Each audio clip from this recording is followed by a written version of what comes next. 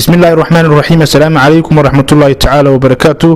داوديال halkan waxaan idinku soo gudbin doonaa documentary kaas oo ka hadlaya taariikhda rasmiga ah ee maayirka degmada Garadeg Faarax Aadan Ciise oo bulshada reer Garadeg uga magac bixeen Faarax Rumeeye. magaca Rumeeye ayaa noqonaya magac ay ku sareeyeen isla markaana xambaarsan inuu ka rumeeyay ballanqaadadii uu qaaday xilligii lagu jiray ololihii doorashooyinka golayaasha deegaanka. Faarax Aadan Ciise waxa uu bartankii sanadii 1966 ku dhashay koonfurta degmada Xudun ee gobolka Sool ee Somaliland waqtigaas la isku oran jiray Soomaaliya. waxa uu waxbarashadiisa dugsiga hoose dhexe ku dhameystay 1982 koonfurta Soomaaliya. sanadii 1984 waxa uu dugsigiisa sare ku dhameystay dugsiga sare ee Burco Institute ee magaalada Burco oo ahaa dugsigii farsamada gacanta.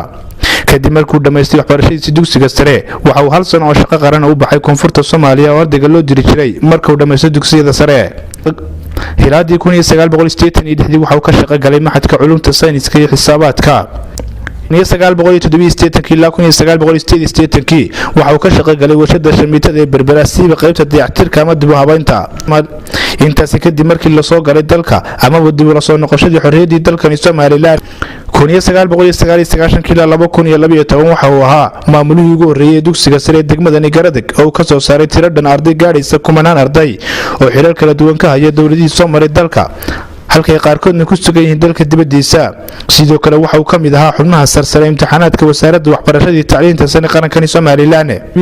hilaadii sanadkii 2012 waxa uu isu taagay inuu ka mid noqdo xildhibaanada golaha deegaanka ee degmada Garadeg gobolka Sanaag isagoo ka sharaxay ururkii ra'iisul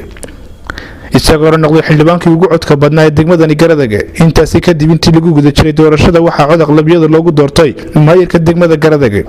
intaynaan jilleecin horumarada dowladda hoose oo maamulka uu yahay Faarax Aadan Ciise Rumeeye aynu yara jilleecno doorka uu ku lahaa doorashadii dhawaan ka dhacday dalka. sidoo kale waxa lagu xasuustaa nabadeynta gobolada bari oo ka soo noqotay colaadaha u tiro badan oo ka soo noqday goboladani bariga ay ugu dambeysay colaadii istaba joogga ahayd ee ka dhacday deegaanada Dararweyne Ceelaf Weyn iyo sidoo kale Sincan Raaw. haddaba halkan ka daawo horumarada lagu xasuusan doono iyo khudbadaha uu ka jeediyay fagaarayaasha dalka. السلام عليكم ورحمة الله وبركاته. waxaan aad iyo aad soo dhaweynaynaa dadka marka hore madasha isugu yimi. waxaan leenahay sida loo sheegay shirkadda Kaafi ee ku soo biirtay deegaanka ee maanta in daafurkeeda u joogno taasoo markii la faahfaahiyay ka shaqayn doonta safaynta biyaha iyo biyo-gelinta iyo laydhkaba iyo wixii kale horumarka deegaanka ay ku soo biirinayso ahaa mag ku dhacday xaalad shil oo baabuur ah runtii waa wax turxaan lahayn si wanaagsan baa labada reer ee ehelka ah kii ma garanaysa magti bixinayay kii kale baa ay kala gudoonteen annaguna waanu ku hambalyeynaa waxaan leenahay insha Allah taala samir wanaagsan iyo qoladana ilaahay meesha ku soo saaray khayr ugu bedelo qoladana waxa weeye samir iimaan iyo si wanaagsan ilaahay ma garanaysa nahaw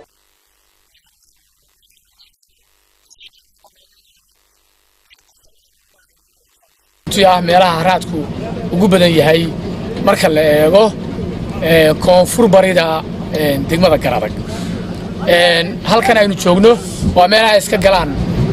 gobolka Sool oo kale iyo gobolka Sanaag iska galaan weeye. waxa jooga dadkii ka soo guuray Saraar oo kale dadkii waxa jooga ka soo guuray gobolka Sool waxa jooga dadkii ka soo guuray bariga Sanaag waxa jooga kuwii ka soo guuray waqooyiga maxaan ku raadin Garadeg oo kale ama koonfur galbeed Sanaag. runtii waa meelihii caws ku hadhi jiray ee xilliyada ay adkaato la isugu iman jiray xilligeedu ay ku soo beegan tahay waxay la kulantay xaaluf iyo biyo la'aan. aanu ka hadlayno ka deegaan ahaan ee aan u baahanahay in dhammaan loo kaco xukuumad iyo bulshada. waad mahadsantihiin mar labaad baan mahadnaqaynaa. asalaamu calaykum waraxmatullaahi wabarakaatu.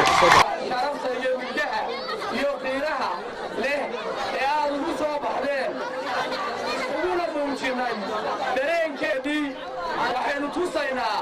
oo maanta waxay nagala soo qayb galay xafladeennii ama markaynu dabaaldegaynay goobjoogayaal caalamiya oo heer caalama ayaa maanta inala jooga sida aad arkayseen joornalayaashii caalamiga ahaa waddanka caalamka ayaa inala joogay waxaynu soo aynu ku arkay inaynu inagoo degmada Garadeg oo awalba taariikhda somalilan bahdaaba kaga jirnay haddana ciddii ka soo qayb qaadatay dhismaha iskuulkan aad arkaysaan oo runtii ah iskuul sadaqada ah kadib markii la arkay baahiyaha dhisme ee adeega ay qabaan ardayda wax ku dhiganaysay deegaanka geedka hoostiisa magaalada Fadhiyar runtii deegaan ballaaran ku taala dadka ay soo xilqaamay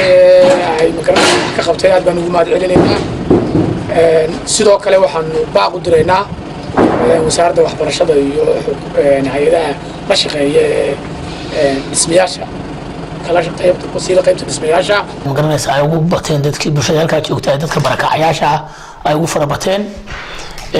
dadkii runtii waxa weeye waxay joogaan dhamaantoodba waxay joogaan magaalooyinka ka tirsan tahay degmada Garada iyo magaalada gudaheeda ayay joogaan runtii marka la eego dadkaas aad baa loo caawiyay markii hore waxtar fara badan inkastoo dhibcaha ilaahay dhulka ay wada gaadhaan waa la caawiyay oo la saboorgareeyay sanadkii 2017kii sanadkan cusub ee 2018ka runtii waxa weeye weli macaawooyinkii hay'adaha iyo kuwii dowladuba ma soo gaarin haddana waxay ku jiraan xaalad adag baaqiyo hore waanu ka dirnay runtii markaanu soo kormeer badan baanu ku sameynay ukuurgal badan baanu ku sameynay wax ka soo kabashaa dadkaasi ma helin walahi dhinaca horumarka horta wuu socday oo iyadoo abaar jireen baa haddana dhinaca horumarkuna socday waxyaalo fara badan baa la qabtay arrimaha bilicda magaalada ka mid ah wadooyinka ka mid ah caafimaadka ka mid ah wax laga qabtay waxa ka mid ah biyaha oo ceelal badan oo la sameeyay oo dadka loo hagaajiyay biyihii loo hagaajiyay baa ka mid ah waxa ka mid ah arrimo badan oo xagga arrimaha bulshada oo wax laga qabtay baa jira sidoo kale waxyaalaha aan higsanayno waxa ka mid ah insha Allah inaanu iyadana aan horumar ka sameeyno dhinacyo badan oo magaalada ayaa ka mid ah oo dardargelinta xagga ma garanaysaa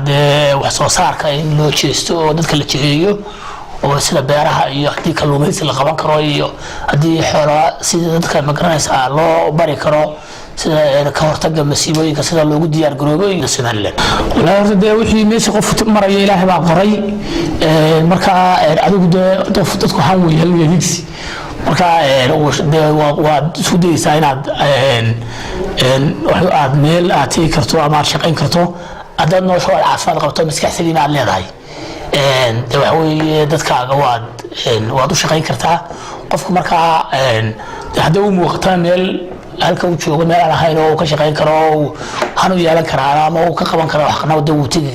oo helno uu tagi karaa oo higsanaya hadduu halkiisa uu heli karo uu joogi karaa kullu waa nagu intaan noolahay adana caafimaad qabno waxaan diyaarnahay inaan bulshada u adeegno qaar xaadan ciise ayaa magacyo tiro badan oo mid ka daran yahay oo ku sargoon horumarada uu qabtay ula bixeen bulshada weynta degmadani Garada